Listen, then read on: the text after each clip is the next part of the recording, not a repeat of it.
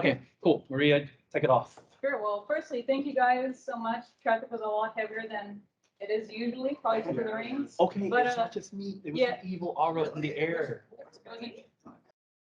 Like great for you. I saw almost 4 or 5 accidents But, in here. All right, so Oh, I've seen the photo. All right, yeah. for those of y'all who did come to the info session, this may look very similar to what you guys saw before, but we're just gonna do like a quick run through this, just to give you guys like a quick jogger from what we discussed in the info session. And if you did not come, then hey, I guess you'll get up to speed now. But yeah, next slide, please. Oh, we gotta do it from the computer. From the computer. Yeah. Cool. All right. Click. All right, so I guess who are we? So I mean, we could just go to agenda, then we'll get to our introduction. all right, so this will just be a quick rundown of what we'll be talking about, or running through from the info session, what is off the points, into the soft skills a bit, the team charter, and just to close out for next steps as well. So yeah, this is our scope. For today's conversation. All right, so yeah, tell us about. We're gonna talk about us. Like, let's find out just who everybody in this. Should we do an room is, introduction first? Right. So we're not mysterious figures. Even ourselves, the applicants? Yes. The team members. The team members, y'all ain't applicants anymore. Yeah. So who wants? So the way we're gonna do it, icebreaker style, is we're gonna just tell us a little bit about yourself, and then tell 2 truths and 1 lie. All right, so what exactly is the talking point? Oh wait, we want to do the teams thing. Oh, I guess Yeah, Oh, Saint's logged on team. What's So that? what we're gonna do in terms of scheduling is that Oh, right. this is company tactics, right? So basically, have y'all thought of the question? I'm sorry, on Teams. When do you schedule a meeting like with it's- somebody? No, not just somebody. You I see. you gotta arrange a meeting with 5 people. Got 5 schedules. You're like, how do companies find time? Right?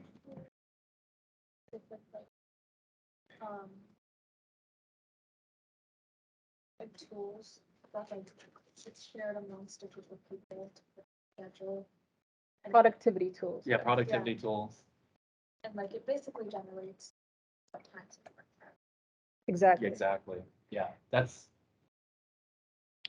Yeah, so instead of having to ask you guys like every week to fill out a Google form or like fill out the when to meet and then like just doing all this kind of juggling and like some people can't come or like there's like conflicts or stuff like that, it'll be much more easier to put a lot of this on like Teams. So we're just, since I don't know about you guys, but when I was like mechanical engineering student, like I didn't have like any of the introductory like software homeworks and stuff like to practice how to do stuff on Microsoft Word or PowerPoint. After I took that class, I actually was able to format my resume pretty well after that. But a lot of the engineering students don't really are not required to take that. So yeah, there's a lot of company protocols. So that, like definitely one way is to definitely arrange all the schedules and basically line up. But the new way that at least at the companies I was working at, basically you'll notice that a lot of startups nowadays, they have a lot of scheduling software, but it turns out that if you have Google Calendar or Microsoft Teams, for you, Xavier, we're going to work with Google Calendars. But for us, we're going to work with Teams. It's going to integrate together. Yeah. yeah, so I guess for example, for my scenario, I work from 8 a.m. to like 5 p.m. every day. So let me just try to block out 8 a.m. to 5 p.m.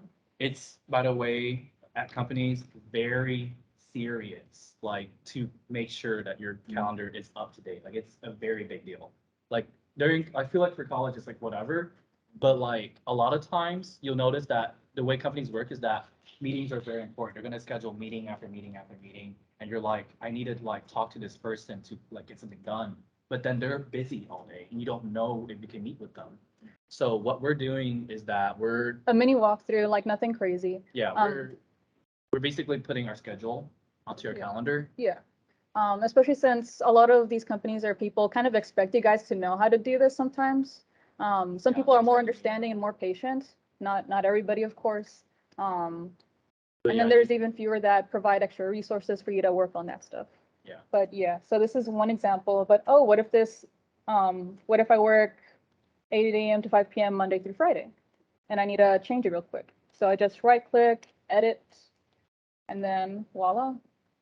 Let's see, repeats. This will be daily.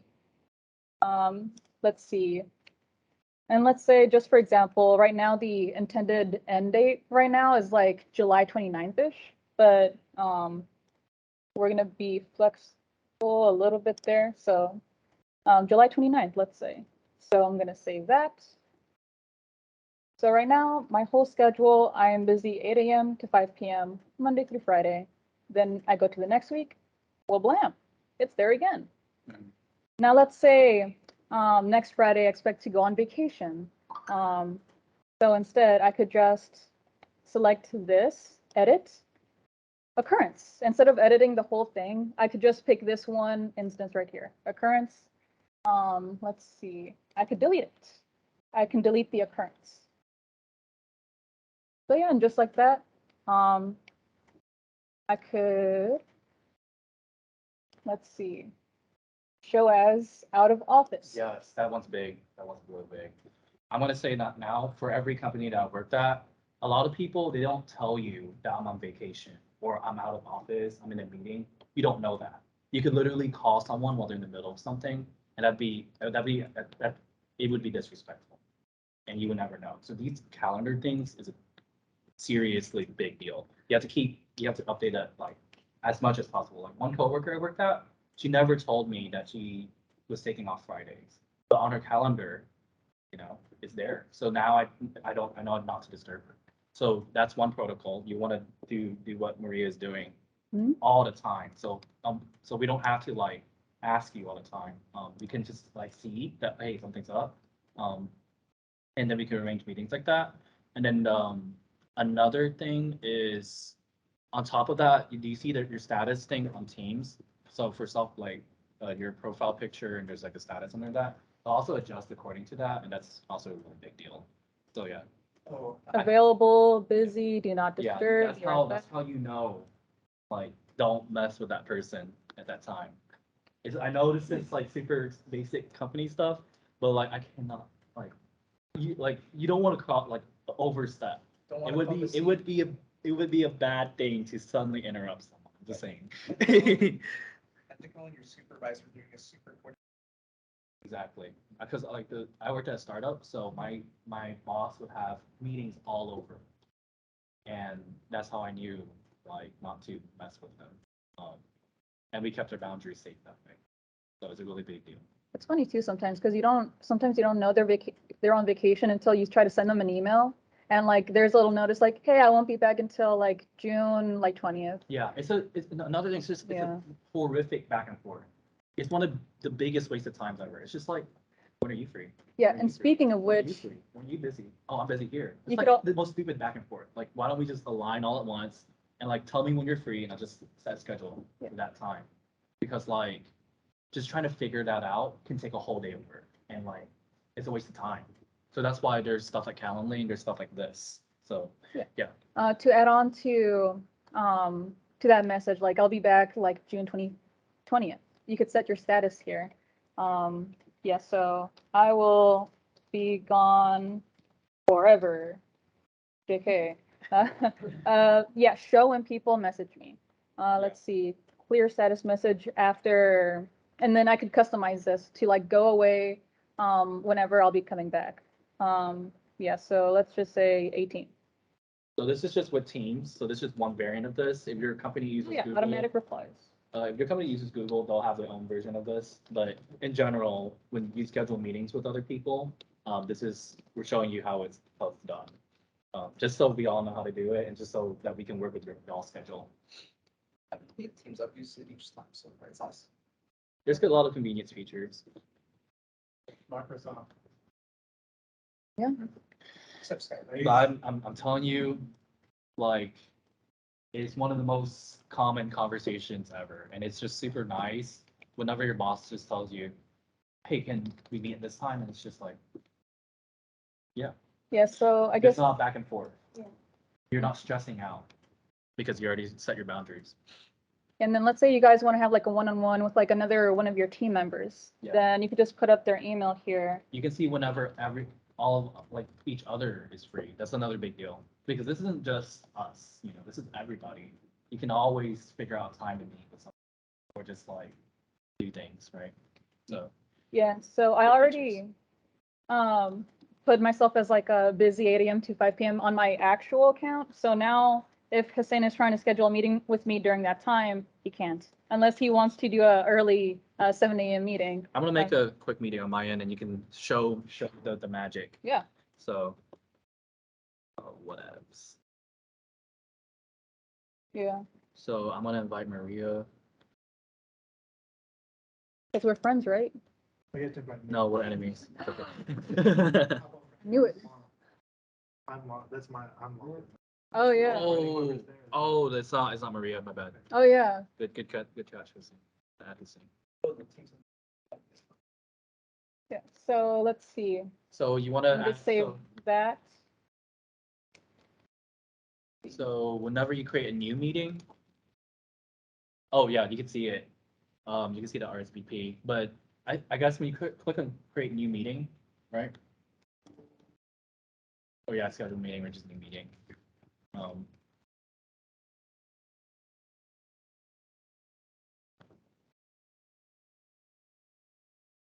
Yeah, this is just the meeting I invited, but Maria, if you can close it. Sure. And then click on create new meeting, the plus. Oh, sure. Then you can click on scheduling assistant. So basically, what this does is if you can scroll, when did I make it to Thursday? Oh shoot, okay. Yeah, there we go. So you can see my schedule right there, right? It doesn't tell them what's going on. It just see Long has a whatever event right there, right? Yeah, and then I added myself just now here. So you can so this is basically the graphical version of lining everybody up, but you're gonna be able to find a slot, and that's just gonna be super helpful in terms of scheduling. Okay, so I guess as an exercise for everybody, if y'all can like open y'all's teams and add y'all's like for like summer schedule, or not even summer schedule, just like your schedule in general on Teams, that would be very, very nice.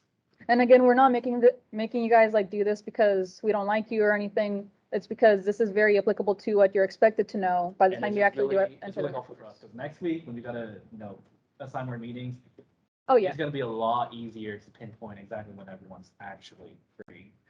All right, and then for you, Xavier, I guess if you have like a Google Calendar, everything, you can put your schedule like that. Yeah, but I forget.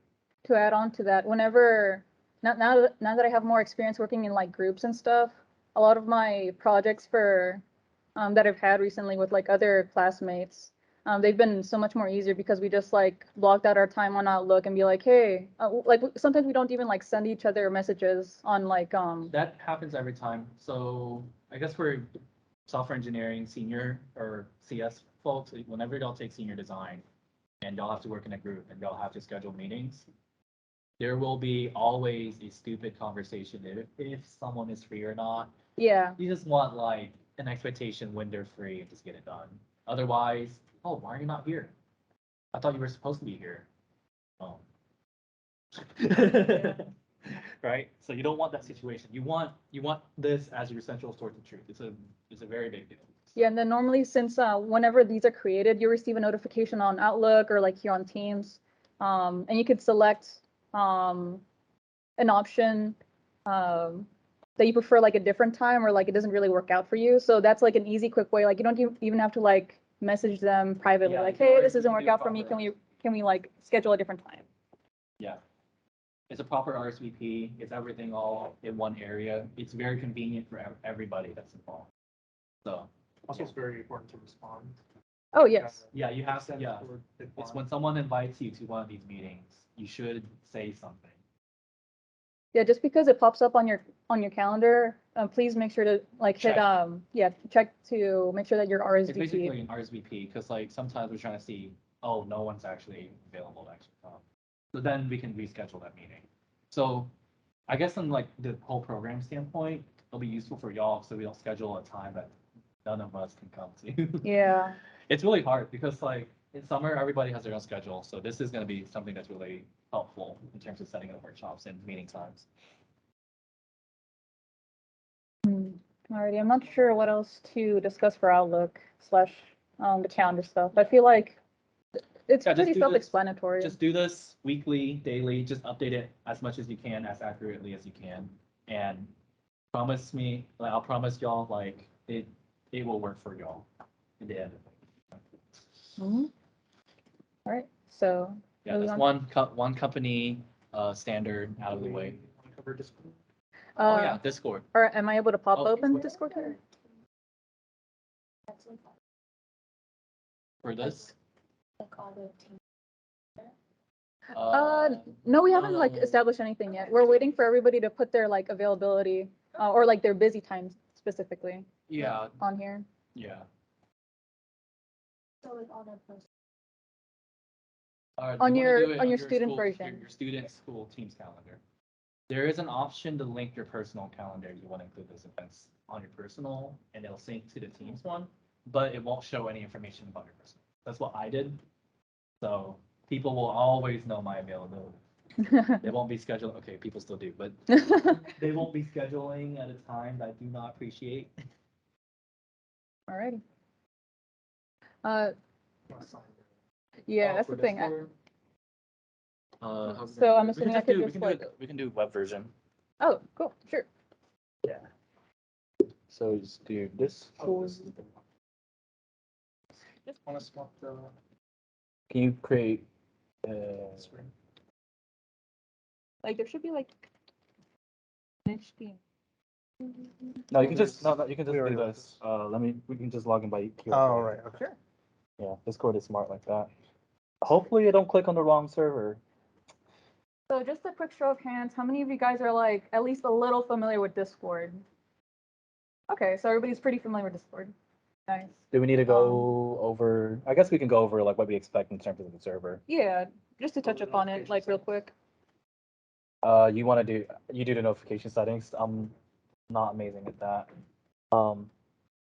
But in terms of the Discord, it is very important that you are here.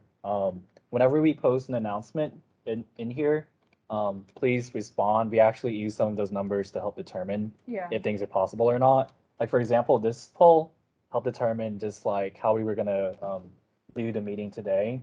So yeah, it's very important. If there's like a notification or not notification, like an announcement, if you can just add a reaction, like a thumbs up, just to tell us that you've seen it and whatever. Even like for other company stuff, it just helps to see that visibility that we're reaching people and we're not leaving people behind. So yeah, there's that. It's like being left on red, but never knowing that you've been left on red. Red, yeah. Just from an organizational standpoint, a lot of companies use Slack, and whenever someone sends out a memo, if you send out a reaction, it's just courtesy, like you've seen it. And it doesn't have to be like serious or anything. It can be like a meme emoji, but it's just like courtesy. Hey, I looked at it. Thanks for sharing. Also, for Discord will be the main place, not Teams. Yeah. Yeah, it's not Teams or email. Like a lot of our announcements will be primarily through Discord. I'm not sure if you guys saw like the last email stating like we're not going to be using email anymore. That was more so to accommodate the people that we're more used to email, not used to Discord quite yet. That's again the purpose of why we're doing a quick little run through of Discord. Yeah, it's really important that y'all understand how to navigate this because even at a company, like you're likely going to be using something like Slack, for example. Everybody is consistently on that place, and you kind of have to know what you're doing on there. And a lot of information is spread on there, so you want to make sure that you are on this platform being communicated. The communication part is the most important part. So yeah, announcement channel, definitely really important. The welcome and roles in development. Resources, we'll post them as we do our workshops and training. And then what we're hoping for y'all is for the general chat, y'all can just have discussions with other team members. Meeting plans, this is for y'all to make meetings amongst yourselves and plan those things. Since again, I guess we're gonna get more into this later, but as leadership, we're gonna be more hands-off. Again, this is gonna simulate a lot of company, and it's going to be more on the employees themselves to really make things happen, right? We're here to manage and lead and guide, but we're not going to do the project. We would So, yeah. only step in when needed. Yeah. So off topic, if you have something random you want to share, here's that. We were talking about Scrum because we'll be covering that tomorrow, actually. So, and then project share, which is if y'all are working on something really cool and y'all like, hey, I figured out something really cool, and you just want to share that, I don't know, excitement with the team members, you can just put this here. So, and also another good source of information is the events area. You can see all of our upcoming events, and that hopefully that'll help you be communicated to when things are happening. Is that all? Hussein, do you want to go over notifications? Notifications? Yeah. So when you're looking at these channels, the most important one is that you're aware of the announcements channel, right? So if you go to notification settings, you need to make sure that you go down to here and then you'll select the channel that you want, right? You need to make sure that all notifications are through, and that if you have the app on your phone, that's even better because then you'll get notifications that way. And also make sure that on that side, from whichever you're using, Android or iOS, to allow notifications through. If you want, you can also turn off, if you're in other Discord servers and you're not interested in getting notifications from those and only interested from the project, you can go in and you right click here, and then you can mute this server. And then until you want it on, or however many hours. And you can also turn off only mentions here as well. Yeah. I'm just for the greater umbrella on the topic of Discord. One of the things that they don't really teach you while you're doing university work is just how important like communication is. Just being able to receive information on time and just being on the same page. You'll find that there will be 30 meetings just for that, and you wouldn't believe it, but I've been in those meetings before.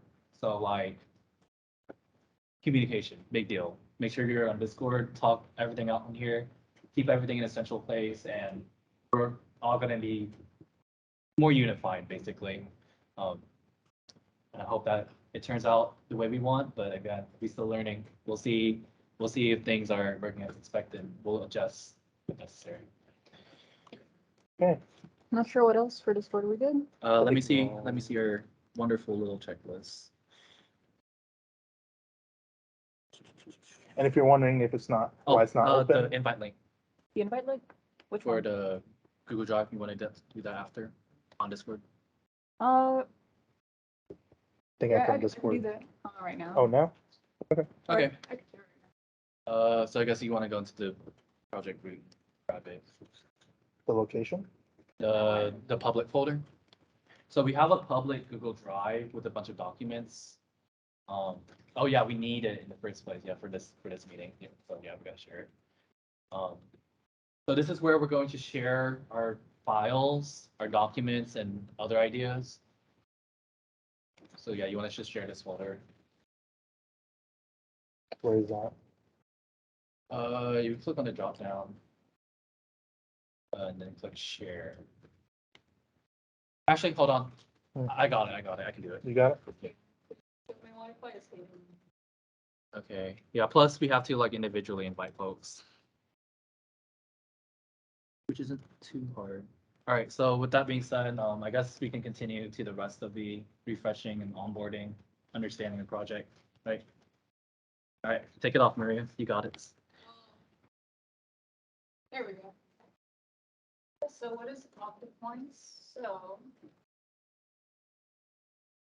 for the most part, this is going to be a very decentralized type of point system where a lot of the points are going to be more so stored on the NFC cards, right? Yes. Let's see. Do you think you can like touch more on that one actually? So in regards to account management, we don't have any. The way it works is we're essentially issuing certificates every single time. And that's how we make sure the certificates are in line. So essentially we have a document, we sign it ourselves at one of our kiosks, right? And then that is how you verify that you've gotten those points. and it's only, there's no kind of, one of the things we didn't want to worry about is data storage, right? And since it's always an incrementing number, there's no reason to have an older certificate that gives you advantage. So I think that's kind of just a breakdown of how it works. Does that make sense? Yeah, for one of the greatest purposes we have is to help develop a lot of you guys, people that are still trying to find your way in technology, cybersecurity, these kind of like really technical fields. A lot of them like, with their own very specific niches or subcategories. It can be really hard and intimidating trying to find where you fit exactly. But and you often don't really know where you fit until you're actually doing something or when you're actually in a company environment. So we are here to try to provide very much that mock kind of environment for you guys. So you guys can have more stuff to add onto your resume, like Robbie mentioned earlier, or yeah, kind of like a lot of things that you guys mentioned a little bit earlier when you guys were introducing yourselves. But yeah, as well as making friends.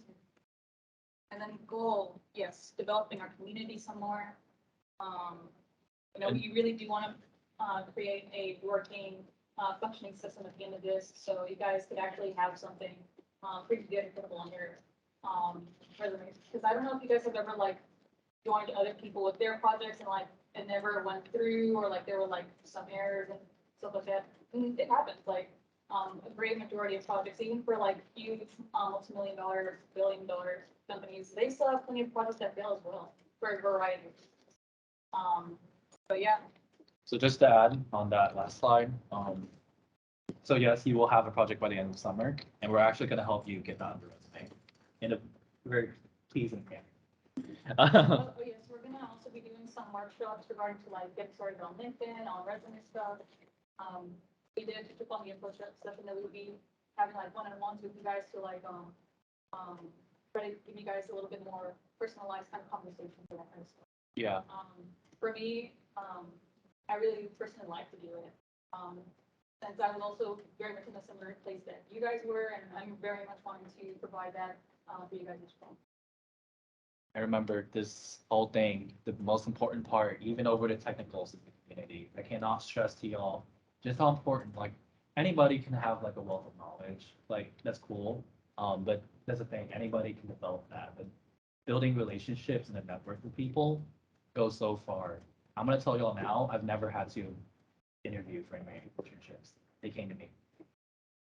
And how did I do that? Because I knew people. They knew my skills and they knew me, right? As long as it's just popular. Yeah. I'm just that cool. But yeah, seriously, like that community of people, like you don't know down the line, 10 years from now, someone will work, that person you know that you develop that relationship will work for a company that you want to work with. Like for example, like one of my friends, Andy, like I had no idea he was working. And now I have a reference. And you know, like right, like that's the like you don't know where these people are gonna go. And if you can make friends with it, like life happens, everybody goes through different paths, different ways. But what matters is that you have that relationship, that connection with people. It's really important. It's really, really important. So yeah, community. Cool. Sorry for my distraction. It was a good one. But yeah, vision. So for the most part, at the end, we're actually just saying, you want to share this one since you were the one that Yeah, he was the progenitor of all of this. Okay. The ultimate vision is really to create something that lasts longer than, so everybody comes to university, right? They're gonna come do their classes, they do their work, and then they just go out and then that's it, right? Want to have this, I want to build this connection for people that are at UTA, especially since UTA is some people would call a commuter school. There's a lot more commuters that come in, so there's less life on campus, but there is definitely life on campus. Don't let anybody tell you that. But allowing that to some like your participation to seep into afterwards, like one of the things that people see is, oh, you happen to see someone at work and they have the UTA sticker on their bumper or something. You can kind of make this connection. I wanted to take that to the next step, which is like the keychain, and it's like a piece that it shows how much you've participated at UTA. Yeah. And then when you see someone else with that keychain, you can make this connection and it's like, oh, you went to UTA, you went to these clubs. Oh, how many points did you get? It's It's a memory. It's a memory. It's a representation of all the times and experiences, like in an object. that's the And, ultimate goal of this yeah. project. It's more than just a keychain. It's your experience here. You actually, Yeah. you could actually spread that out to other universities. So I go over places and we do go through with this, I'll be the salesman. yeah, I was gonna say the vision, like the last point, the scaling to all the student organizations, like what do y'all imagine that could be? I'm just curious. I like the agree with the keychain thing. It's like, oh shit, you had the, you were in XY clubs or whatever, and you can show like, since I visit other universities or at hackathons, people could have like the hack. That'd be great for hackathons, actually. The chain that shows all the hackathons you've been in. What do y'all imagine in terms of like other student organizations, not just us? Just like the point system, like that's what.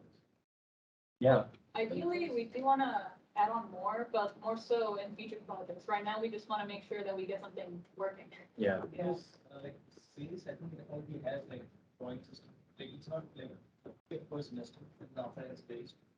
But they have something like you sign in, you are good. Then like at the end of the semester, like then Yeah, you can use it in a leaderboard system with different clubs. I was gonna say, you gotta look at, like, for example, the art club, the design club here. For example, we could work with them to add like all these characters and Tamagotchi type features into our app. We can scale this even further. We can be like, all right, what if we use this like with, what's a food club? Is there a food club here? I guess the French club with their crepes. Yeah, we can like work The with them. Catco- Yeah, the cat club. Each cat can have a keychain, and those cats can gain points, right? So it's not just like a point system. Like this is something that can grow beyond. This is what we mean. This is what we mean by scale to all student organizations. That this project is super adaptable and can be reapplied and can be grown. However, for now, we're limiting it more so to the cybersecurity club and the movie club. It's Like, gonna we be don't want to interesting. like scope creep. Have you guys ever heard of that? Who here can tell me what is scope creep? Or can give a guess at what scope creep is?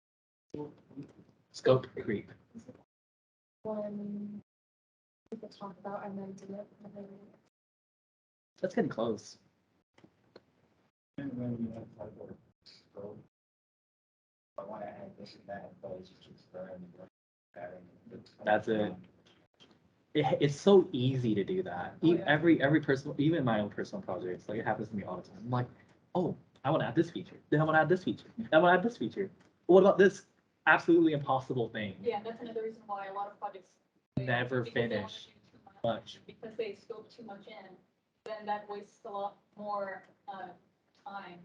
Or that would require more time to complete. That would require more people to actually make sure that it gets done on time. More funding as well, because you got to pay people sometimes. Well, of course, this is volunteer. Yeah. Another thing is like you don't realize just how like in terms of the structure of projects, right? You're wondering how it gets done. You'll be surprised to find out that a project, the technicals is just like it's just part of the project. It's not the biggest factor in determining its success.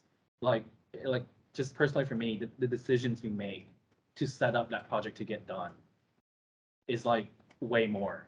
And you wouldn't even expect it. You're like, it's not the code. It's like we made a decision that messed us up this way, and now we can't turn back, right? So it's a lot of non-code stuff that actually affected this whole thing, and I can attest to this in my last internship as well. Like you'd be surprised.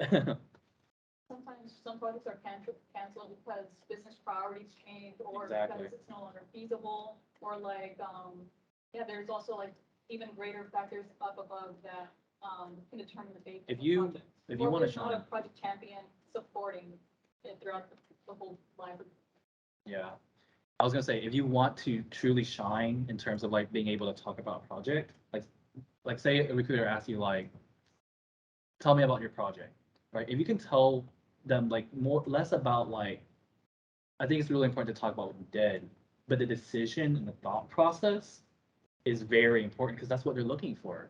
In like a business environment, no one's talking like I wrote 20 lines of code that did this and that, this and that. Like, yes, you implemented that feature, but the business wants you to know like why you made that decision, right? Or what Because value you brought on. yeah, how do you bring value? Why do you think that was valuable, right? So it's about the stuff around the project.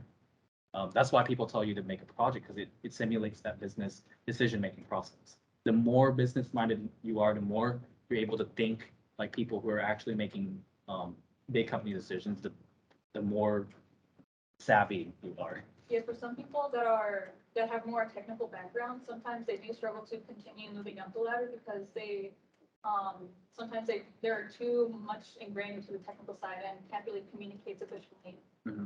More on the business side, more of what like the other, people that are doing a lot of the other decisions. Um, Yeah. Not knowing how to speak business. Yeah. That's why sometimes people, when they complete their bachelor's or their master's, they go back to, college for however many classes and take a few classes on like finance or like, business communication. To really reinforce and like get to know what the heck they're talking about during those board meetings. Yeah. Yeah. I have a question. Yeah. So is there anything similar to this that being done like by anyone else? Like that we will speak out about you or something? I don't know. I haven't really looked for that stuff. Which part of the project? Any part of So the app side, a lot of the presentation stuff Probably. can be attributed. The NFC stuff, sadly, there is barely anything. Yeah. There is information, but it's not in the same kind of consumable way that I think you're describing, like YouTube video or GitHub projects that are well documented. It's kind of sadly like Google and Apple kind of championed it before. I think it was like in 2011, but the support and kind of interest. That's why I feel like this is Special. certain technologies, they have a problem Mhm. finding the right purpose, right? Yeah. So for NFC, the whole magic is that you take up your phone and then it's instantaneous, right? For companies, how do we implement? Now there is implementation. If you go on campus, certain parking spots, they use NFC tags. You can just pull up your phone, put up to, and you'll automatically pull up to whatever to pay the fee park, right? Mhm. To find implementations other than that is a little difficult. A lot of stuff tends to use RFID. The only implementations for NFC is kind of like key card readers. So if you go into a building, all those smart cards, they all use NFC technology because you don't want to broadcast your special key to everyone within a 5 minute radius. The whole concept of NFC is that you have to be right up to it, right? So I think this is one of, there are other applications, but they never reach that scope of, especially since it's has so much to do with hardware in this sense. I will say, I guess it could be a lot of GitHub where for any given project there'll be another project just like yours on GitHub. But like I said, it is not about like what it looks like because like you can go on Twitter, you'll find a founder and they'll be like, oh my god, this person copied my entire project. Is my business doomed? Right? And it's like, wait, that sounds serious. They copied all my code, they copied my website, they copied the look. But like you can copy the technicals, but you can't run the business. So that's why people like whenever that happens, they're like, psh, whatever. They're not. It's less about the product. It's way more about the business. You know, it's more of the administration stuff. There's a lot of stuff that happens behind the scene, even behind the most simple apps. I can tell you for the startup I worked at, like the app looked like something, but there was a lot of like puppetry and wizardry to make it seem that there was an app that was working. But there was a conductor behind the scenes, you know? So I'm just saying, like, even if they copied everything one for one, like the business requirements are different, the technical requirements are different, the context is different. No one's gonna be able to like just it's another product. It's the same project on GitHub. Not like it's not. So Yeah, not just that as well. Sometimes also the information you have, like anyone could build a Twitter, but Twitter has like all the information about users and everything. they have the data. Irreplaceable. Yeah, they know their product.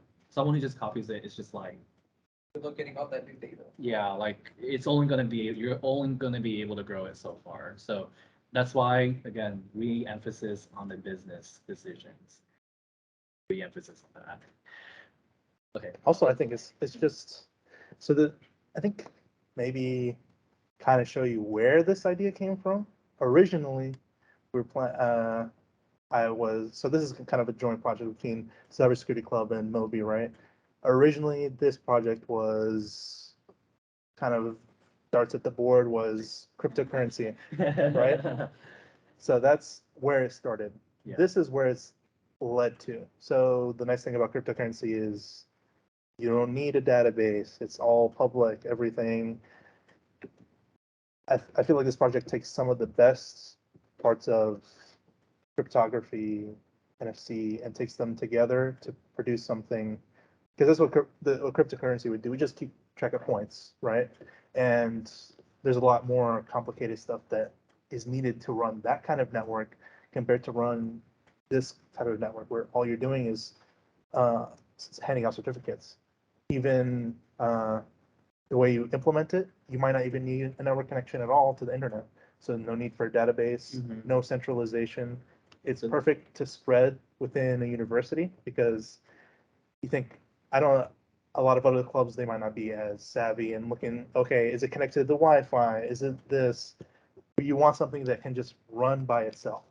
You just bring it to a meeting, whatever meeting you're doing, anime club, Japanese language club, they come and then it's just, they plug it in and it just works. There's nothing external that is related to it. That is one of those things that a lot of people don't think about is even when we come here for a meeting, we have to think about, oh, is the projector going to work properly? Does we have to sign in? The camera work? You want something that just, it works just the way it is. Yeah, that's what business requirements look like. So, all right, let's go on. Okay. All right, and then I guess Yeah, yeah.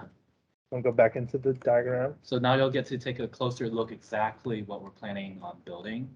So this is a low-level architecture diagram. You'll see fancier versions of this. And if you're wondering about the UML stuff that they teach you, or just like diagramming, it turns out it's a lot bigger of a deal than you think. No one likes reading words, paragraphs, just to understand something. And these diagrams, engineers love diagrams. We love diagrams. It's so we can like organize our flow of things.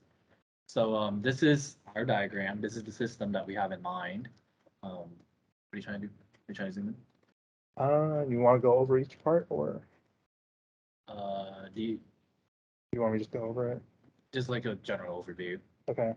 So, like I said, we want it to work just fine the way it is. If you see where it says kiosk and server, it's essentially these two pieces could be merged together into one piece, the way we're running it. But we want to put an extra layer here in this kind of come to add multiple kiosks, essentially, right? Yeah. So this could be just God key is just referring to our private signature key.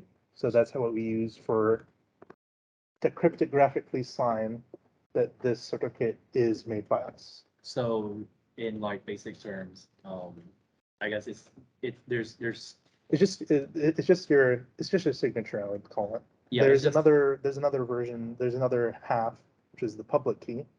Everyone can have access to the public key, and they use that against your signature, and then it'll return back whatever the message was originally, the signed message.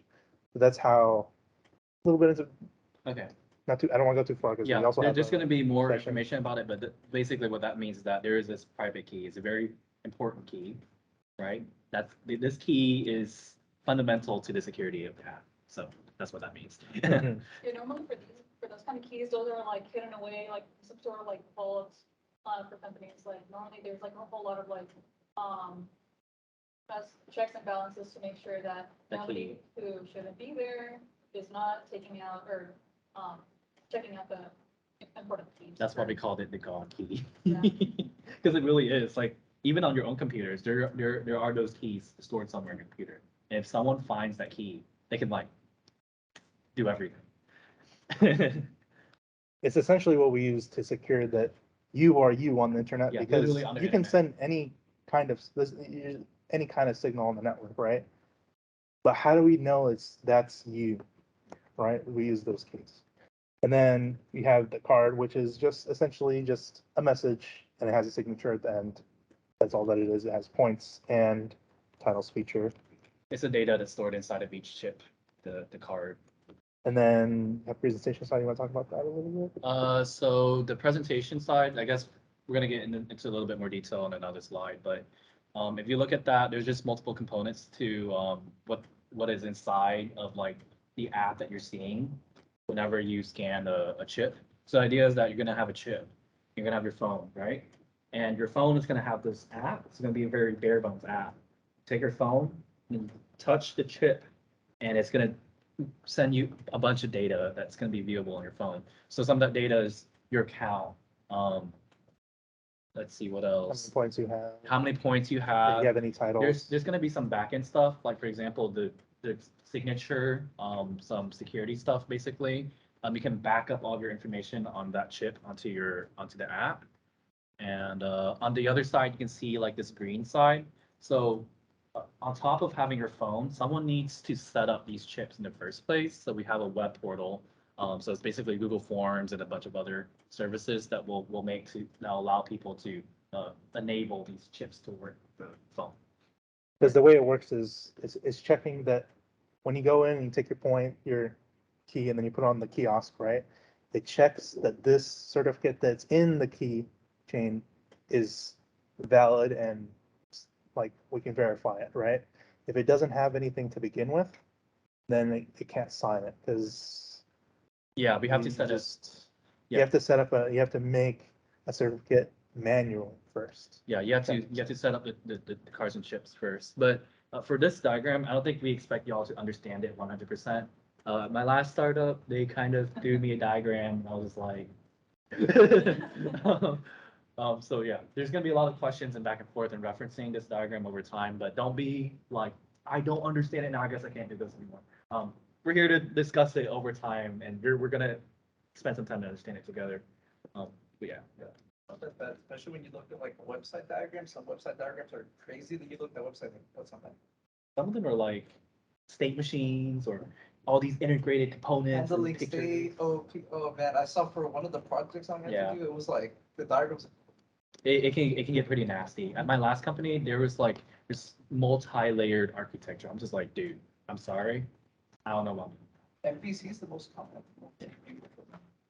Okay, so Okay. So again, back over NFC keychains, right? These tags are physical key cards. Digital signatures are basically the same as handwritten signatures, but use math instead of pens, right? yeah, The hardware, so you can see we're going to be using Raspberry Pis.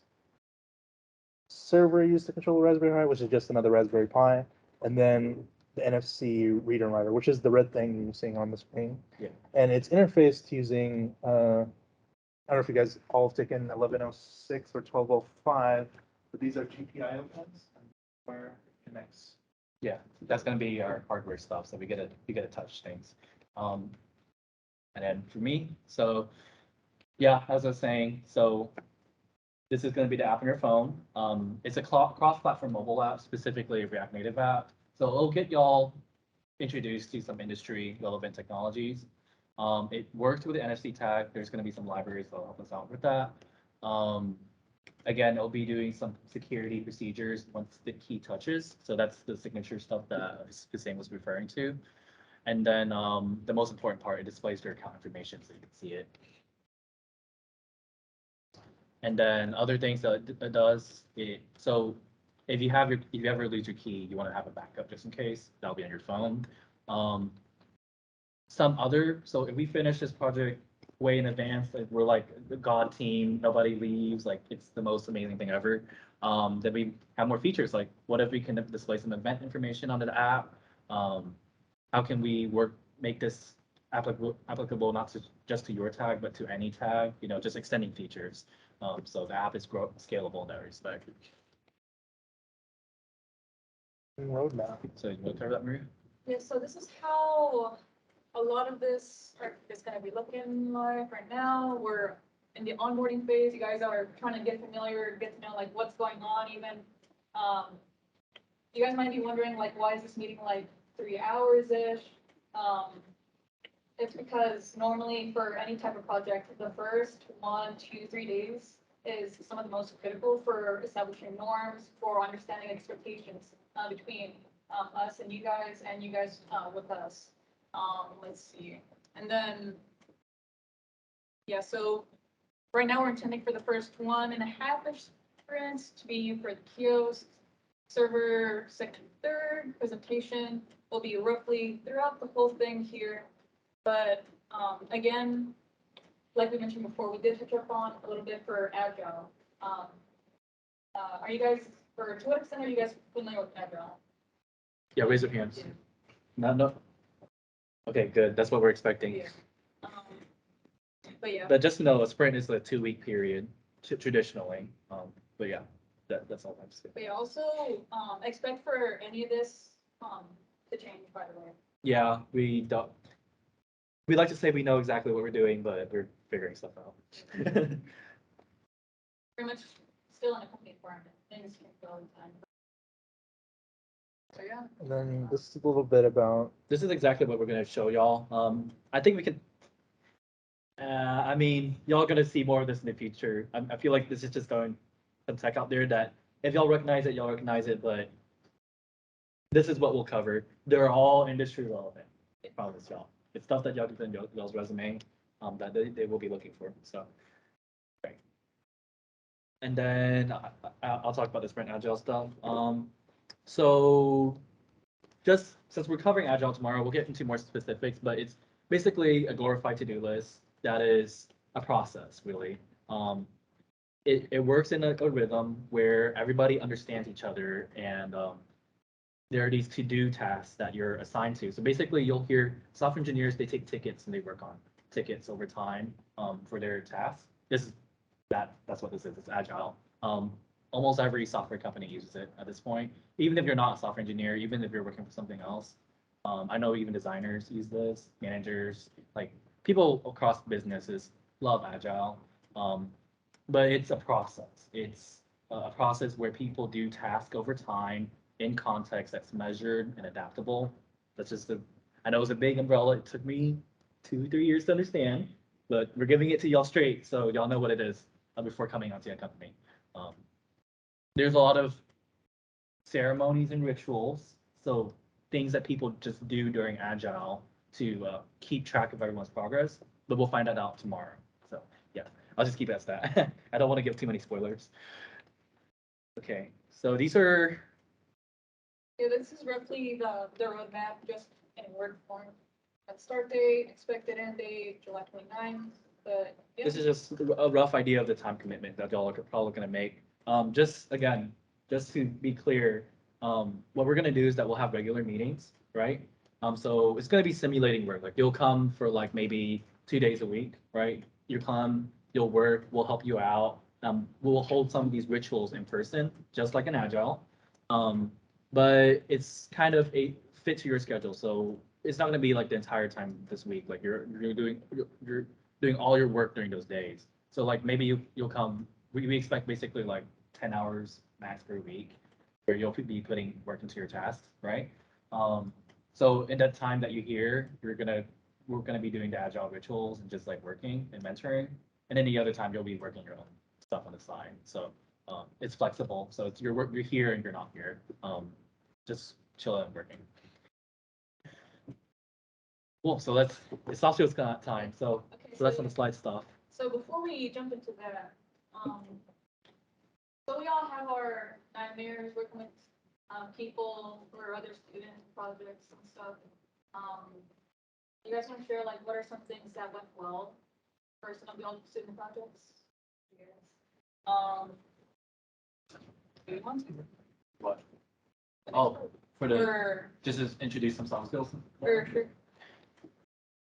So I guess the very first soft skill that we should cover. So there's basically, Some of these we kind of already covered a little by the way. yeah, So- but like I feel like a lot of times whenever you like talk about companies and whatever, and like you go to class, it'll be like, be a good person, act responsibly, use common sense. And then you're like, it's the easiest thing ever. Of course you would do that until like you're being put on the spot. So for all of these, I'm just gonna like give an example of a scenario and just ask y'all what y'all would do. Some of these I'm just gonna try to reference from my personal experience. So first thing is being left on red. So say you send something to a boss and they don't respond. Okay, cool. Good stuff on apologies. Yes, Alright, yes. so any remaining Q&As for what we just talked about? I have a question. For the hardware, it said C. So does that involve the Raspberry Pi? What does that involve? It's not a season language. We can do the C for hardware. So I think we essentially, no. We can talk about the details next. Oh, is this? Oh, no. Yeah, we're gonna get into a lot more detail for. We'll talk. Yeah. That is something we'll Oh, talk there's about in the into the slides. Steve. Yeah, we'll have a session on C. What the other sessions? There's a total of 5 sessions that you need to attend, right? So that was that other slide that was in Yeah, earlier. so there's gonna be an app front end of app development one. There's going to be one on C, just like the things around C, and then there's gonna be more general cryptographic was- stuff. Um, This slide, yes. yeah, So you see the project management. That is what is labeled as That's GitHub tomorrow. slash.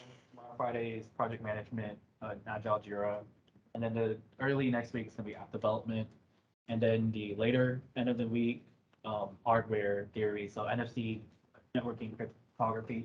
So the idea for this onboarding stuff is that we'll give you enough to get started, but we kind of expect y'all to explore and challenge yourselves and learn how to learn, right? Okay. We'll give you like the framework, basically. It's just that some of the more deep. We're not going to code it all for you. Yeah, well, we're definitely, it's likely that even at work, you'll notice your managers don't play. Your scrum masters, you'll be like, are they here? No, they got decisions to make, and you're the person who's carrying out those decisions. So And then those won't just be like the last of the trainings, by the way. We do intend to do like more sprinkling of other things, kind of like I mentioned earlier, more, but a bit more like the software stuff, like introduction to cybersecurity careers and like other software development kind of careers. there's stuff like emailing. Like there's a lot of things that happen in email, Yeah, and no one knows how to actually do it like in a clean way. Like just the other week, someone introduced me. Like like this is one of the biggest things ever. For example, you know someone and they introduce you to someone else, right? There's a formal process, expectation. They kind of don't tell you these things, even though the introduction will definitely probably get you a job. If you're introduced, chances are like very high. So at this point, you got to make a case for yourself. But you got to do it through email, right? So classes don't teach you that, and we're gonna show you how to do stuff like that. Yeah, most of the trainings after this will be more career development and personal development. Things that you wish you would be like it's just not written. Like you just should know it. Yeah, probably a few more technical ones, but depending on how the project is going. Yeah. But yeah, then now moving on to team chart. This is arguably the document that y'all definitely will care about a lot. Yeah. Can you zoom? Press the plus. Bigger please, a little bigger please. Yeah, so, oftentimes in a bunch of group projects, something that's also just as important as like the first couple days of any project, the team charter is one of the, or team working agreement is very important to, really, somewhat setting in place the expectations. Let's see, wait, can you go back up again? Yeah, higher. Yeah, so normally a team charter is a collaboration between the team members and the leadership members, like everybody here. Like I know, like I drafted this, but we're also hoping or expecting some feedback as well because we don't want to leave you guys out of these decisions here because It's about us. Yeah. All of us. Yeah. So I guess scroll down to what is a team charter. Yeah, so essentially a team charter is basically this. It states in explicit terms the norms and values of the team, and includes the general rules of conduct. The real purpose of this is to really give everybody an idea of what's expected on an individual level, but also what you guys can expect from one another or from the leadership team. Yeah, so everybody knows exactly what they should be doing and how they should act. And then, as for team structure, we're really more so just a flat structure with really only one level of leadership. A flat team structure is one that has few levels of leadership or middle management. We're not reporting to them, to the boss, to the boss, to the boss, that boss reports to that boss, and nothing like that. Just, we all in this group together. Yeah, and like various other like companies have their own different interesting, unique project structures. Some of them are more matrix, where you kind of have two bosses, like one that actually looks after you as an employee, and like one for a specific project. So yeah, it could also get a little messy if you're on more than one project. If you're like, wow. But yeah. So here, team members, you guys are the project developers and builders wanting to learn and work with others. You guys are going to be relying on your fellow team members and on the project leadership team for guidance and mentoring kind of stuff. Let's see. As for project management leadership, can you scroll a little higher? Or I don't know. Go down, down. Or the opposite way. Yes. Yeah, there we go. Oh, okay, I understand now. Never mind. So project management leadership, we're going to be the ones like primarily providing guidance and mentorship for all of you guys. But we'll also be, still again taking a hands-off approach and leaving you guys to do most of the building, but step in when necessary. Overall, everybody will be contributing to maintaining and monitoring the progress of the project. I'd like to double emphasize the hands-on approach. It's likely that you won't see us. It's completely separate. Yeah, Like a real company. so Pragna, I'm really hoping that you could help us measure metrics for project progression. Okay. Told you if not too bad. You could also get started. You know what? I will take the challenge. Oh, yeah. there you go. Because like for a bunch of projects, it's not just like software developers. There's always like a bunch of different other people, data scientists, for example, or people that are more like data focused. Because sometimes it's really good to have like a bird's eye view, like on an easy like a Tableau or like Power BI dashboard to see what is even going on. Are we making progress? Are we falling behind? How are we doing? Kind of stuff. So That's a big thing. Even at my startup, we had a bunch of people very focused on getting there. and then let's continue to the next section, communication and meetings. So again, we're going to hammer it one last time. The Octagon Discord, the primary source for information. So We could talk about Yeah. some of the stuff we added. So basically, a lot of the meetings will be recorded, but like, especially for the informational ones, they'll definitely be recorded, but some of the ones where you just come up, like just to work, just be mentored, those are probably not to be recorded. But if they do get recorded, it'll be on our YouTube channel, in some playlists about 1 or 2 days after. That's something we'll manage for y'all. And then if you go down to the ad hoc meetings, so basically you kind of hope that y'all form, like, I guess, mini groups within the groups that y'all already have. We're not going to set up groups. So y'all basically, maybe y'all work together on a task where y'all need to help each other. So on Discord, you go down and you see those voice channels or the meeting plans. You can set up meeting plans and set those meetings up amongst y'all. I mean, we won't be there, but we're just giving y'all a place to do these ad hoc meetings. And then go down. Okay. yes, so value. So this is especially a part that we want feedback from you guys. What do you guys want? What value in this kind of project? Or what value from working with it? What do y'all want from everybody? Like, so in the initial draft, I already put a couple of values in, but we decided to leave it out and get some fresh perspective without having our initial value draft influencing you guys. Yeah, so basically, tell us what you want from, what you expect from other people. But they do have access now, right? Oh, I sent out an email or I guess like a Gmail Yeah, invite that's the one, right? for y'all to be able to add stuff under. Yeah, okay. So if y'all check y'all's Gmail, y'all's personal, y'all should be added, And then or you y'all guys, should be able to see that folder where this document is. and then you guys would be able to add in comments on the side over there. Can you hover over, yeah, there we I go. was gonna say, yeah, I think we forgot to mention that this entire document is commentable. We can adjust and update it because it's not a document we just gave y'all. Y'all are helping to provide this kind of a community and what y'all want. So it's very important that if y'all feel like something should be here, then like suggest it, we'll factor it into the final document. You can add a comment or make a suggested edit. So yeah, so this is something that'll be up until this Sunday at midnight. Yes. Yeah. So And then after that, I'll be implementing, the recommendations yeah, or, the recommended values, but these values, I guess, like it can be like respect or something, like and then, yeah, so I guess these are some, I guess, basic kind of rules, like, discrimination, no bullying, no harassment kind of stuff.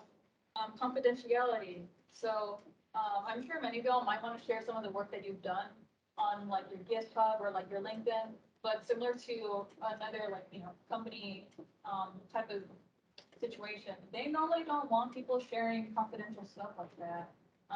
And you can often get seriously in trouble or like into lawsuits, like for doing stuff like that. you go work for a company, they will ask you to sign an NDA. Um, They like, will also sign an NDA. Something like free. yeah, to some of that extent, like the work that you're producing is not your work. It's Yeah. more like work that you're producing for the company. Then to add on to that, there's been more emphasis on insider risk. One of those involves data loss prevention. This can be like anything, like from a lot of this right here, like distributing or like sharing information, recordings and screenshots or documents. That's a no-no unless we all agree to it. Yeah. Yeah, then respect outsiders and do not flaunt one's position on the project team. Because, yeah, not gonna lie, you guys, it was really hard. Like, In terms of the application, like we didn't choose people because they were smarter than each other or they were better. We chose people who think that we believe would fit in the community. Right. yeah. But yeah. Responsibilities. So we normally don't really have like a whole lot really. Like, minimum, inform leadership of vacations, review your Outlook calendar /busy/vacation/availability time and apply any updates by each Sunday at midnight. So we normally just put this in here more so to like kind of give you guys, I guess, a little bit of a requirement in a way. But of course, we understand if like, some of your work schedules update maybe Friday or Thursday kind of thing. But yeah, this is more so to like kind of get you guys in the flow of double checking and making sure because sometimes things can change on our schedules, but we may forget to reflect that on the schedule that we're sharing with everybody. Yeah, we'll put some binders.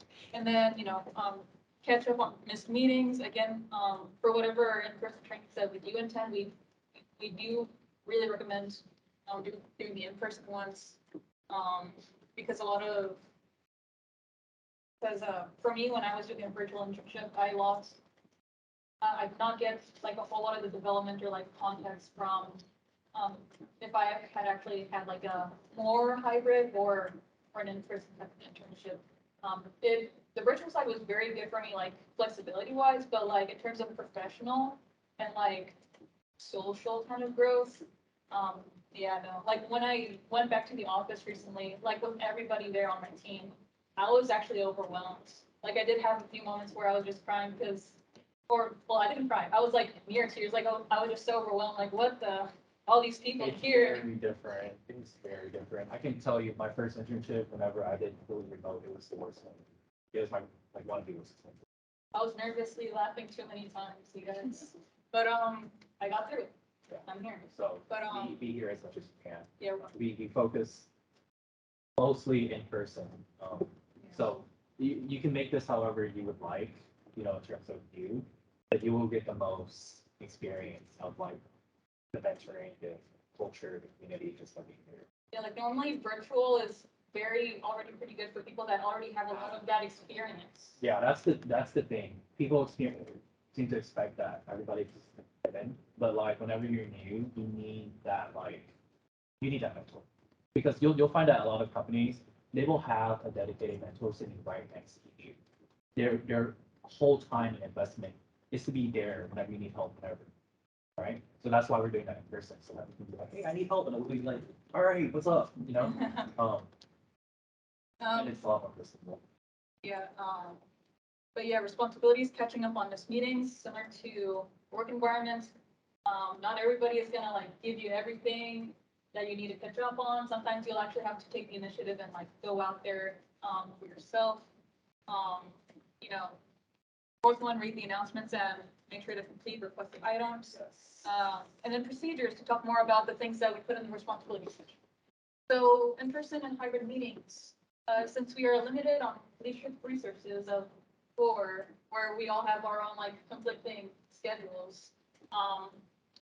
Yeah, hybrid participants, will hopefully understand that, that they will take more of a watcher or like a one-sided mirror type of position.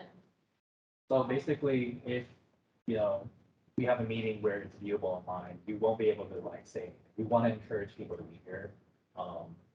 So that's our reasoning for that. It's likely that these hybrid meetings won't be as often. Yeah, it would also be a little tricky. It's always tricky doing hybrid stuff. There needs to be a way to involve. Well, if we do hybrid, we would have to have like dedicated personnel Yes. to get these people involved. But we don't have that. That's the way it is. Let's see. But yeah, they will be streamed on the Project Temple YouTube channel, which is to be up there soon enough. Well, we'll have that But, updated. And then there will be recordings posted ideally 1 to 2 days afterwards. Mr. Late meetings. Can you scroll up? There we go. So team members are responsible for getting caught up to speed for Mr. Late meetings and sessions.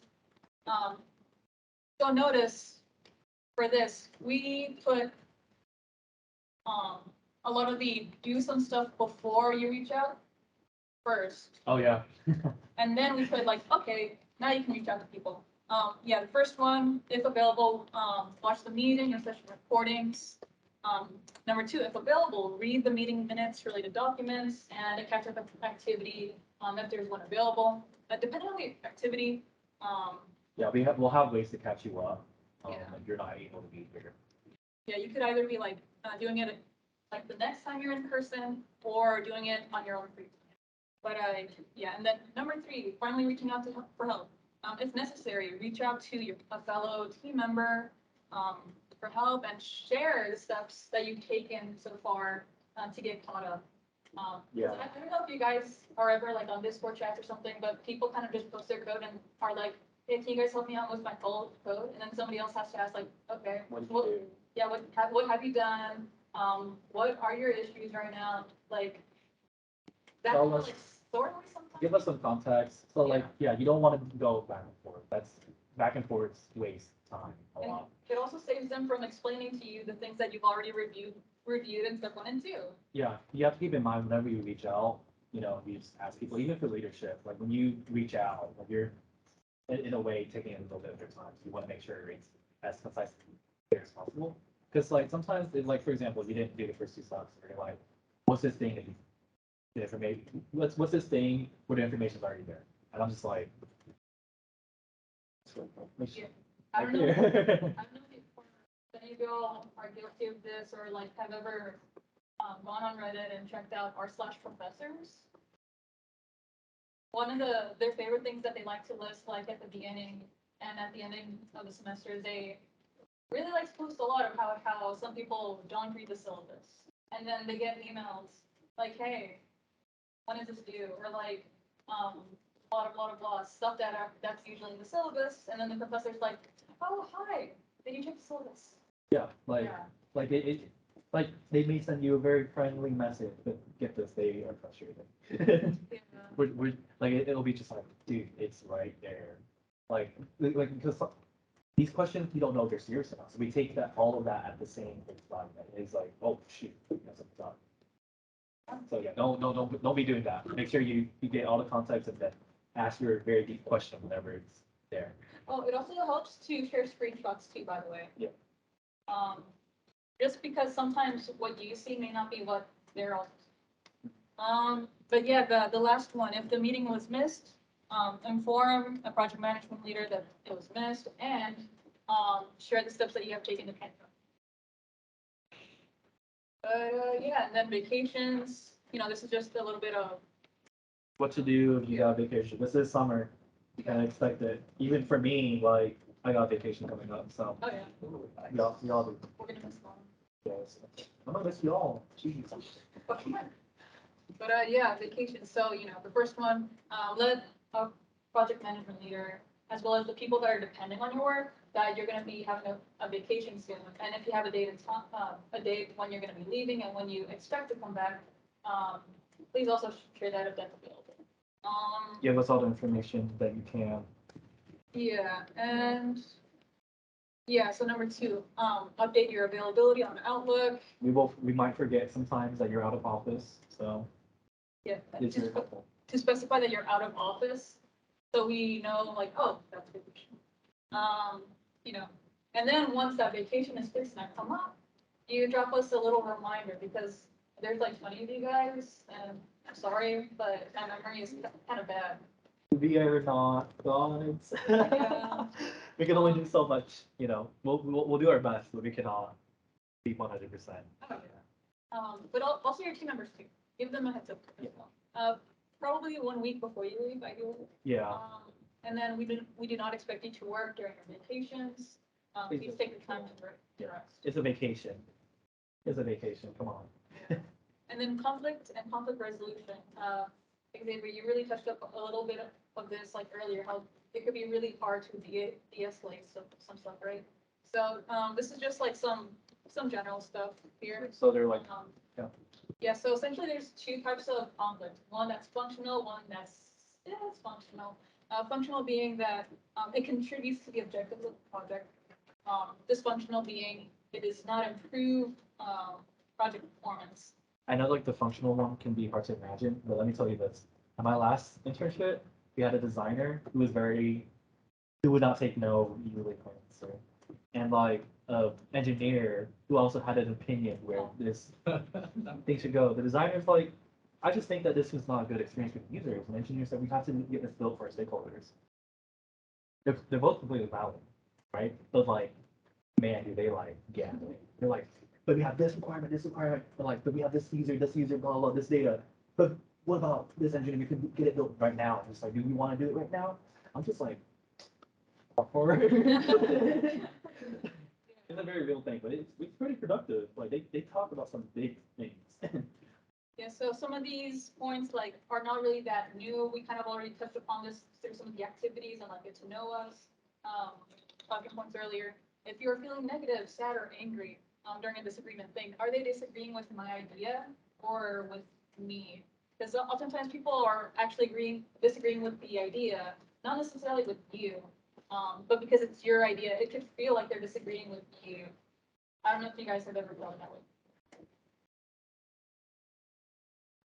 Yeah, people have good intentions. They're not trying to get at you. Yeah.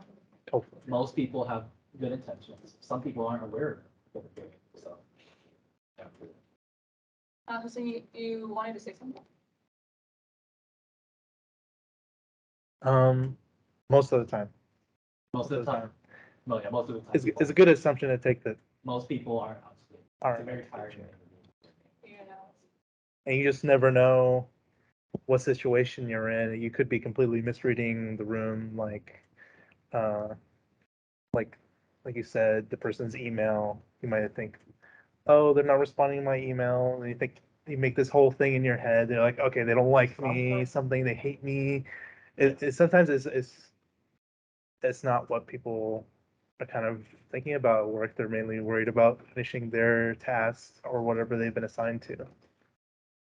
Sometimes these emails, they just sound like they're getting it. It's just like business talk is just so bold sometimes. You're like, are you applying something here? They're applying nothing. For my last email. Sorry, lost this. They But, do. like, the They one can find is, it here. like, so like. You know what? A lot of like older folks do. They use the triple dot thing. They're like, I hope you like it. I'm like, what is that supposed to mean? Like sometimes you have a good idea, but it won't work out. They'll say something like, um, it's not profitable at the cost of, I can't remember what the wording would be for business tense, but they'll say, okay, there's not a large enough market for it. We can't get enough market saturation. Those things you out of your control, even though it's a good idea, it's just not business. If you're on the engineering side, it'll be not businessly viable. A little bit like on the cybersecurity side of things, there are some like really good cybersecurity solutions out there, but sometimes it's not within the budget or like it just won't integrate very well with your environment. But you might think like, this is the best solution for our situation, and really, you may not have the whole picture. Picture. Yeah, there's that. But it's also like, it's also an opportunity for you because a lot of designers, like on the design side of things, they will feel like they have like a really good idea, but it's really hard to sell these things. So what these people do is it's an opportunity to understand what they want. So it's not that they're shutting you down, it's that you get to understand the picture. So if you really want to do something, you want to like again negotiate this conflict, you understand what they want, right? And you're able to sell your idea that fits to these person. That's usually what sells the not. Yeah, and then let's see, so, another thing that you could, think a little bit here is, can I continue this conversation without feeling negative? Or should we take a break and regroup? I know sometimes we've had like some moments like where even as a leadership team actually decided like to take a break and like go out, get some fresh summer air. And, you know, we felt like pretty rejuvenated after that and like was able to make decisions right on the floor. Decisions are hard. Oh, yeah. Yeah, and then, yeah. Oh, yeah, I said basically what I said there. Let's see, so number 2, if the disagreement is at a standstill, consider, what's the big picture? What's the project's long-term goals? What is the purpose, vision? Again, goals.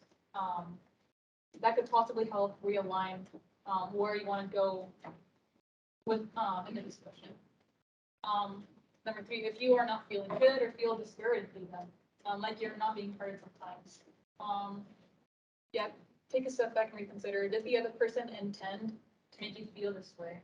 Again, like we already touched upon this a little bit, like sometimes we do things and they accidentally, unintentionally, negatively affect us. So, but nobody really wants to hurt others, ideally, I hope. It's never intentional. Then, yeah, oftentimes, yeah, I already said that. And then, yeah, No, it's just yeah, if you believe a specific way is much more efficient and effective, was the timing correct? Is this efficient and effective method? What? the project. Oh, yeah, like, is this efficient and effective method that's being proposed by you? What the project needs right now? Good questions to ask. Yeah, like I said, you want to think on their what like if you think about gaming chess, you want to understand their chessboard, not yours. You want things, but that's not what it's about. It's not about you. It's about everybody. There's this person on Twitter. He's like an engineer at Microsoft. He's just like, Microsoft, you did. I told you y'all should have done this, but y'all didn't do this, and now y'all are like walking back in y'all's words. Like, come on now. And they took all my credit. Like, how dare they? How dare the team make that opinion without me when I had that opinion all along? And then it's funny because like, okay, you're very smart, we get it, but like, it's not about you. Like, it's about the team, you know. It's that's really important to notice. Yeah, number 4, if you do not wish to work with a specific team member, for disagreeing concerns, please consider, will I be limiting myself to groupthink? Will I be limiting the constructive conversation I could be having? Because I don't know about you guys, but I really grew a lot working with other people that are different from me and having different perspectives here and there. There's not one best way at something. You may imagine that there's a standard. We should, like this happens all the time. We should follow this app architecture. This is the app architecture that Google recommends. And I don't understand why we're not using this 5-layer architecture thing that I think we should be using. We're not doing that right now. And I think we're going to be set up failure. And it's just like, okay, that's you, but like the rest of us, we're like, that's too much, or another person's like, I don't know what to do, right? Everybody has a different perspective on like how they should be doing it, which is, by the way, you don't know what you think is. It's basically like everyone seems to believe this, so that's what I will believe, even though I feel something different. Yeah. Yeah. Let's see. Number 5, we do not wish to work with a specific team member for compatibility concerns. I think Xavier, you touched upon this a little bit earlier, I think, and then Long you did too. Like, you know, 2 people, like a designer and engineer, they keep on going at it sometimes. But again, there will be plenty of moments in school or the workforce where you may not get along with someone, but must rely on them, unfortunately, to get things done. So 2 interesting instances. People that are not quite compatible can still have great functional conflict, like 2 unexpected people banding together for a greater good, I think. And then people that are greatly compatible are still vulnerable to dysfunctional conflicts. You can be the best friends and still fight over stuff. But yeah, it becomes a concern when either situation spirals into dysfunctional. When that in that case, a project management leader should step in and understand both sides of the story and try to trace back how everything escalated to that point. But yeah, let's see, number 6. Oh yeah, this is just general. If you and a fellow team member can't reach an agreement, project management leader could be a mediator or offer a third opinion. Similar instance, if you and a project management leader cannot reach an agreement, another project management leader can be a mediator or provide a third. Okay. And yeah, I think that's it. Yeah, so this is the document that, so basically, once we made all of our edits, we'll all sign it. That's this thing that we all agree that we expect each other to do. And then from then on, we just work to work. As for things that you don't need to worry about now, I guess we do have like, this is already done an intro. You don't have to go to the next intro meeting tomorrow. But then there's also like an agile tomorrow and then on Friday. Also, to be clear, even though you're not interested on the hardware side or the app side, we do expect you to attend those meetings, just because of the way the framework of the project is written. Everybody gets to learn something, but like, I do have like an idea that software, making apps, everyone that, but like, I guess in like a real world environment, you're not gonna work on things you want. Like for example, you apply for a job, you may want to work in the ML or AI team. You're gonna be assigned to people playing something, right? So, like, I'm just saying. Maybe the cool sound. Asking big questions here, but yeah, I'm just saying. It's likely that maybe you get something you want, maybe you didn't get something you didn't expect. But yeah, if you guys can like provide comments by Sunday, I'll get to working on it and stuff. Also, just a show of hands, how many of y'all feel that you're at least all right with public speaking? Oh wow. In case of acting, we had like a whole public speaking portion and a political. Okay, now let me rephrase that. How well do you guys feel about public speaking for explaining technical things? Okay, good. Very interesting. So, one thing, like nothing crazy or big, but you guys can choose a technical topic of your choice that you feel most comfortable with. That's cool. Create one slide and share it with us on, where should we? This is for during the first sprint after onboarding. Yeah, first print after onboarding. Yeah, Okay. that's the first one. Yeah, so just one slide. It doesn't have to be crazy, like beautiful, most graphic, artistic thing.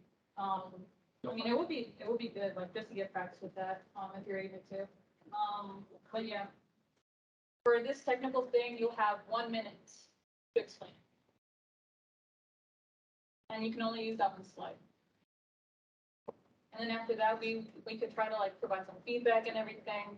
And then you'll get a feel for like, okay, this is how I did it. This is a very true thing. I think one thing that I guess in school that we kind of get used to that we're taught a lot of computer science. But when you propose business ideas, especially back to back, they don't care about your my time complexity involves when y'all like, check this out. Look at, I did all the math over here. This is the proof. Look at my algorithm right here. I did like this crazy cloud solution, blah, blah, blah, blah. I don't know about you, but I'm just gonna sit there and be like, well, how does this help us? Taking a step further than that, in under 1 minute for that technical concept that you're familiar with, try to explain it in terms of somebody who is not familiar. Yeah, sometimes a lot. This is actually way more common now than ever. Oh, yeah. Is that teams are multidisciplinary. You're gonna have IT, you're gonna have DevOps, you're gonna have design, engineering, marketing, like so many people working together. New companies, they work like this. Like whenever I was doing my internship, I worked with like everybody across the board, right? So when I explain the concept, marketing would be like, I don't know what this optimization strategy is talking about. Yeah, and then sometimes What is this technology? I also just specify for 1 minute, one, because there's plenty of y'all. Second of all, because Take something else. sometimes if you explain things for a long time, people can get lost.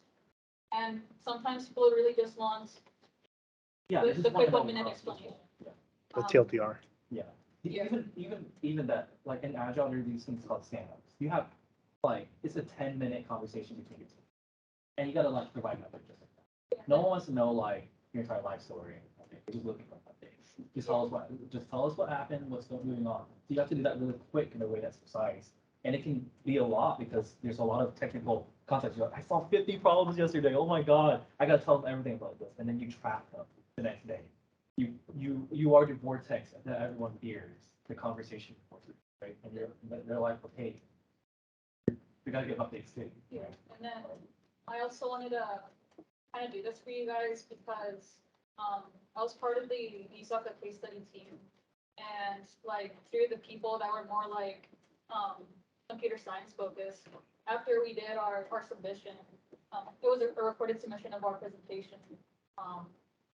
Like they mentioned, like they've never done that before. Like we actually had to do like quite a few practice runs because they were just so uncomfortable trying to communicate a lot of the things that we were supposed to deliver. Yeah. But I don't know if it's maybe because some of the business classes have more speaking. They definitely focus more on that. Whenever I take the business comms class, like a lot of people just like, I'm just trying to get an A. They teach you some pretty useful stuff. I would say a lot of that advice is very relevant. I still use a lot of this stuff in class this very day. Even whenever I became president, I wasn't ready to like communicate, but I started relying on those classes to kind of give me a template to like what to do. The way I present my slides, the way I like just talk in general comes from those classes. So it's a good thing to have. I guess one last thing as well. After that is done, that won't be the only instance. The next instance will be basically the same, but instead we give you a technical thing to explain in 1 minute with using only one slide. Yeah. Because sometimes you get thrown onto technical projects and you gotta still end up teaching other people something that you don't know either. I guess one thing I did want to ask is just like, what did y'all think about this introduction? How are y'all feeling?